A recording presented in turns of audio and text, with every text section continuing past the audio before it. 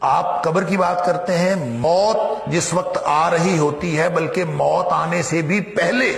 جب ملک الموت آتا ہے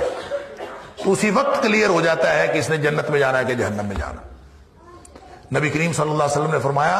ملک الموت جان نکالنے آتا ہے، حضرت براء بن عازب رضی اللہ تعالیٰ راوی ہیں اس حدیث کے، کہ ملک الموت آ کے کان کے پاس بیٹھ کے اس کو کہتا ہے بھی جان نکلنی ہے، ادھر ہی پڑا ہے دنیا میں، تو وہ آ کے کان کے پاس کہتا ہے اس کو جس نے جنت میں جانا ہوتا ہے اس کے لیے وہ جنت سے کفن لے کے آتے ہیں، خوشبودار کفن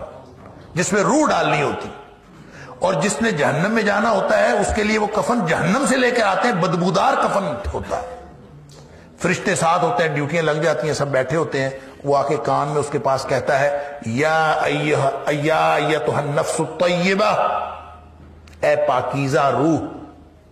اخرجی نکلو، اللہ اکبر، الی مغفرۃ من اللہ ورضوان، اللہ کی مغفرت کی طرف اور اللہ کی خوشنودی کی طرف نکلو، گویا اللہ کی مغفرت اور خوشنودی تیرا انتظار کر رہی۔ یہ آواز آتی ہے جان نکلنے سے پہلے، اسی وقت پتہ چل جاتا ہے کہ اللہ کی خوشنودی میرا انتظار کر رہی ہے، اللہ کی مغفرت میرا انتظار کر رہی ہے۔ لہذا نبی کریم صلی اللہ علیہ وسلم فرماتے ہیں پھر وہ بھاگ کے نکلتی ہے وہ روح، جس کو پتہ چل جائے اسی دنیا میں پڑے پڑے کہ میرا اللہ مجھ سے خوش ہے اور اللہ نے میری مغفرت فرما دی ہے۔ یہ مجدہ تو، یہ خوشخبری تو اسی وقت سنا دی جائے، فوراً نکلتی ہے، ایسے جیسے مشک پانی کی بھری ہوئی ہو اس کا بند کھول دیا جائے، اور یوں جیسے ایک دم پانی نکل جاتا ہے وہ نکل جاتی ہے آسانی سے، اور فرشتے اس کو جنتی کفن میں لے کے خوشبودار کفن میں لے جاتے ہیں۔ لمبی حدیث ہے۔ لیکن جو دوسرا کافر اور منافق اس کے پاس وہ جہنم سے کفن لے کے آتے ہیں اور اس کے کان کے پاس آ کے کہتے ہیں یا ایتھا النفس الخبیثہ، اے ناپاک روح، اخرجی الی سخط من اللہ وغضب، نکلو اللہ کی ناراضگی اور اللہ کے غصے کی طرف، اللہ کی ناراضگی اور اللہ کا غصہ تیرا انتظار کر۔ جس کو اس دنیا میں پڑے ہوئے یہ پتہ چل جائے کہ میرے اللہ کی ناراضگی میرا انتظار کر رہی ہے، میرے اللہ کا غصہ میرا انتظار کر رہا ہے، تو وہ کیسے نکلے گی؟ تو نبی پاک صلی اللہ علیہ وسلم فرمایا فتفرق فی جسدہ، وہ پھر جسم کے اندر ہی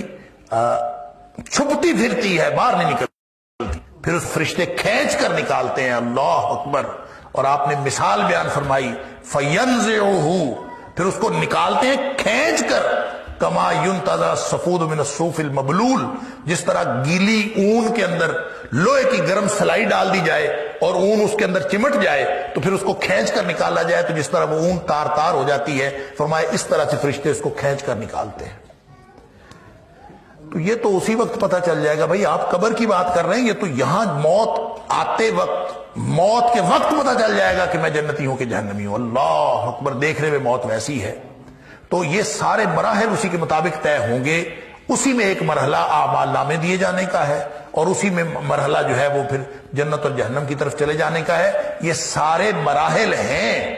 لیکن سسپینس کہیں نہیں ہے۔